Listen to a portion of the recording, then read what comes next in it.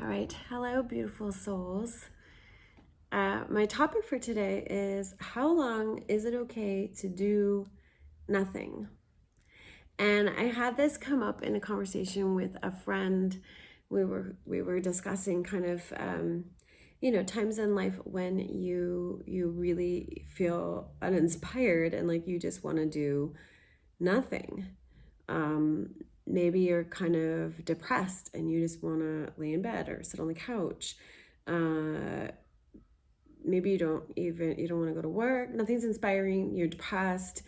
Maybe you're kind of frozen or you're stuck for some reason and you don't really want to do anything. How long is it okay to kind of be or stay in that state? Or is it okay at all? Right?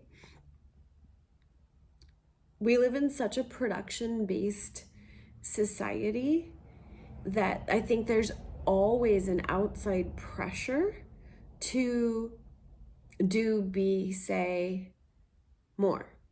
And if you're not producing, I think that there is an unconscious sort of a universal group belief that gets pumped in that then you're not worthy of taking up space, having your needs met, having money, having abundance. Like, you got to produce, right? And there's maybe a certain truth in that somewhere, in that even if we were sort of in a more rudimental society and we were doing hunting and gathering, for instance, and you never went out and gathered, but you always ate, right? We do have to contribute to some degree. But what we're talking about here is like for a period of time, not forever. And I think it's a lot of what society looks like in this day and age that gets us into these states. So it may not be something you would experience in a more simplified, down-to-earth society where you could just go gather food and come back. Not just, but where everything was more connected. You might not feel disconnected in the first place. So the first thing that came up that I wanted to say is that I don't think we are ever actually doing nothing. And this is really important because we can be, of course, we are programmed to be our own worst critic. So we will tell ourselves all kinds of not nice things when we are doing what we would commonly call being lazy, right? When really maybe we are processing some type of trauma or stress. We're overworked.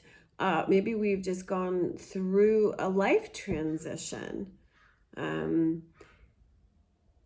Maybe our subconscious is working something out. Maybe our soul is working something out. Maybe our body is working something out, right? We're never not doing something. We're always doing something. We just don't always know exactly what it is that we're doing. And maybe we're resting. So I think it is also really important to know the difference between like resting and taking care of myself, because we're really not encouraged to take care of ourselves in this world either.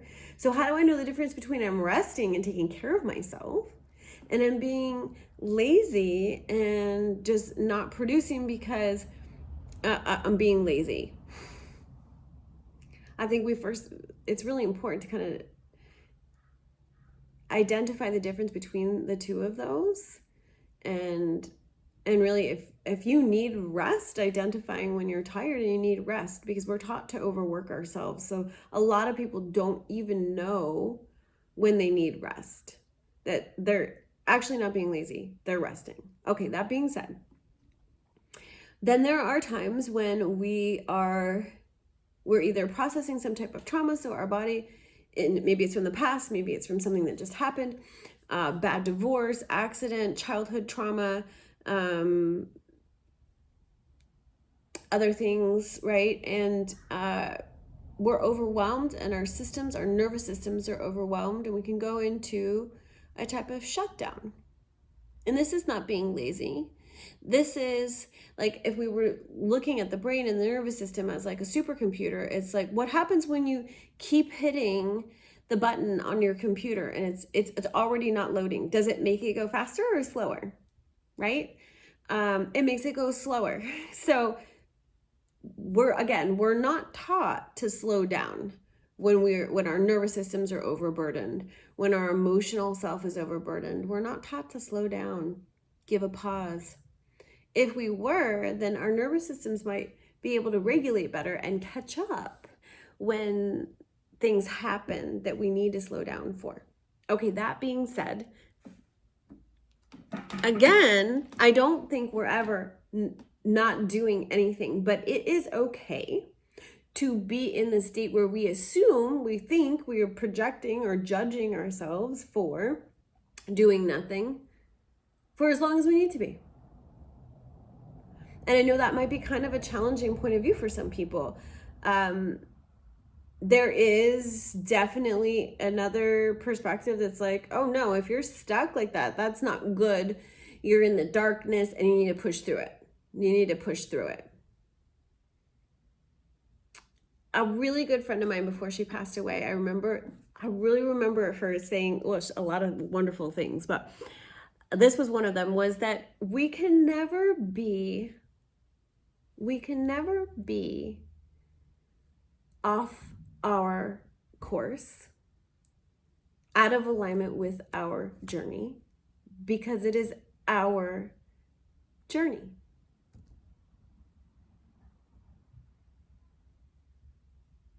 So we can take as long or short of time as we want with anything, because it's our journey. It's always going to be our journey. So I like to say, I kind of added the addition of like, no matter how many detours we take, right? The journey is still there. The road is still laid. We laid that before we came into this life. We decided what we wanted to learn, why we were coming here. And we have systems put in place, like a higher self, whose whole job it is to like knock us on the head if we need to be realigned, to kind of give us a little swift kick in the derriere, right? If we really need to be realigned. So like the system's already in place. We don't need to do anything. If we feel like resting, rest. If we feel like spacing out because we just can't deal right now, okay, right? I know this is a hard concept for some people, but it also comes to self-acceptance. It also comes to a knowing that there's divine timing for everyone and in everything.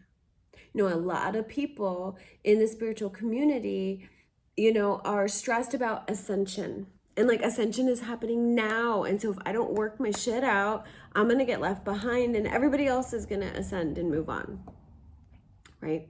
Or there's like fear of missing out. Like we have FOMO, spiritual FOMO, right? If we don't do X, Y, or Z, push ourselves to evolve to this point so we're ready when everybody else is ready. But the divine timing of each individual soul is actually in alignment with what needs to happen for the planet, the divine timing of the planet and its evolution. And we have to and God is taking care of that. Source is taking care of that. Whatever, God, source, creator, whatever word you like, Allah, I don't know, you know, quantum energy field. It's all the same thing. That energy is taking care of the timing. It is not my job, your job, to take care of the timing. Not in my own, I mean, a little bit in my own journey. I mean, we only have so much power in our own timing too, because it has to align with everybody else's and the planetary timing, because we need to all move together in order to make change happen. So, and that's where we let go and let God. That's where that comes from, part of it, right? Or we can definitely utilize it. Let go and let God. Do the work that you feel in your heart to do. When you feel ready to do it. I would say in your heart and in your belly. Like a lot of people their belly has to feel right in order to do something. If their belly is upset, that means something's not settled. Something's not right. And they're not ready. So when we look at the energy of pushing, right, we're out of alignment with the divine timing of source and with the trust and hope and faith and knowing that everything is in perfect timing. I do it too. I'm not saying we don't do it, right? Because we have such heavy programming, again, to produce. And it's a very kind of it's part of the patriarchal programming. And I am not saying male or masculine. This is not divine masculine energy, guys. This is the patriarchy, which was not set up by the divine masculine and is not the divine masculine. But it is a push. It's more of a false masculine, we could call it or classify it as the patriarchy. And men also are unsupported by it. Okay. Good men, I suppose, those that are in alignment with it, that works for, but not those on the spiritual path. So, but it teaches us to push, and it teaches us to produce, and it teaches us that that's where our worth is. So when we are resting, when we're taking a break, when we're doing nothing, whether we're being lazy or we're resting, however it defines, or we're frozen, or we just are totally overwhelmed, whatever the reason is behind it, I don't think the answer is to push through it. Pushing through it is different than moving through it. And there is a fine line, right? I think movement is always good, but movement can be, it can be simple. It can be anything that shifts the vibration from the stuckness into a different vibration, either temporarily or permanently. Okay. It goes back to having some fluctuation, some variation, and being able to pendulate. And remember, if even for a moment, that nothing is forever, and we move out of things as we're ready to move out of things. I completely trust that. Now, I know that if I'm in kind of a stuck place, but I have goals that I've set that I want to achieve, right? If I push myself to do them, I'm not going to have what I would call an aligned action. So let's talk about what an aligned action is. An aligned action is that I feel inside in a way that reflects the outside. What you're seeing as my action actually reflects the way I feel. Right, so I'm being authentic by allowing how I feel to be what is being expressed, rather than stuffing my feelings and pushing myself to perform when I am not in alignment.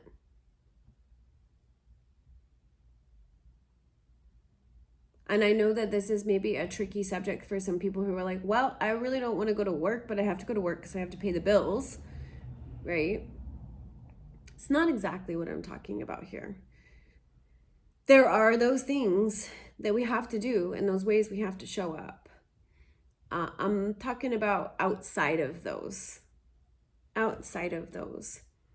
You know, part of me wants to come make this video and knows I'm going to feel better when I make the video and I want to talk about this. And another part of me is like, I actually just want to go take a nap. Part of me knows if my body gets some physical movement, I'm going to have more energy, possibly even more energy than if I took a nap, but I still kind of want to go take a nap. These are the kinds of things I'm talking about, where it's like, is it okay to just go take the nap? What am I afraid of will happen if I don't? That's where I'm saying, like, the fear of missing out, the spiritual FOMO, right? because I took a nap, did I miss out on getting more spiritual information out there? Did I miss a meditation, an activation? Did I miss out on getting my body more lean and strong? So prioritizing what calls to us in the moment. So that's the authentic action part of what I'm talking about. Okay, which is, and then we also have the, how long is it okay to do nothing? As long as you need. As long as you need. And that's going to be different for everybody. And trusting and having faith in our own divine timing, the divine timing of those around us, of the planet, and our connection to source, that it's taking care of all of these contracts we've made, right? Source is the one sorting it all out to make sure it all kind of happens in a way that, you know, everybody's getting taken care of. I could not possibly fathom what might be needed in order for that to happen. Now, that does filter down a little bit in different ways, where we have like different parts of our higher self that help kind of make these connections and web and weave things together, right? But that's not the whole of what's happening. Really, like the whole of what's happening is that I know my heart, I know my higher self, I know my truth, and I'm going to trust in source that if I'm staying in alignment with that, that I'm in alignment with my divine timing. And if I need to take a break, then I take one. Maybe underneath my break, if it's a freeze, maybe there's some trauma to be discovered and I haven't been ready to know what it is. Or maybe there's a big aha moment that, so that's the divine timing piece. We remember things when we need to remember things, right? Or there's a big piece of information download that I haven't been ready to get. And then bam, I get it, and all of a sudden there's all this movement, all this action. So the timing piece is huge. It's really, really important. It makes a big difference. And the trust in it. The trust in it is everything. And this is something that, you know, we all have to practice more, I think. I know I do, because our world is not set up like that. We are not taught, you know, trust in the divine energy, trust in the divine timing of the universe or creation, you know. So it's something to practice. What's it feel like to really set my intention, make sure I'm aligned within myself, and trust and have faith that the time will come when that aligns with enough other energy that there's momentum. And in the meantime, we keep giving ourselves breaks when we need breaks. Give ourselves time to rest, time to be still. The planet is way more still anyway, guys. Mother Earth is not production based. She produces, but it's not through a push. It's from this quiet place where the birth happens of a seed, of a flower that turns into a seed. That's not a huge, like, making it happen. It's allowing it to happen. So making, pushing versus allowing. So you allow yourselves to be in whatever timing you need to be in. And with that comes a lot of love, self-compassion, self-acceptance, and trust and faith in creation.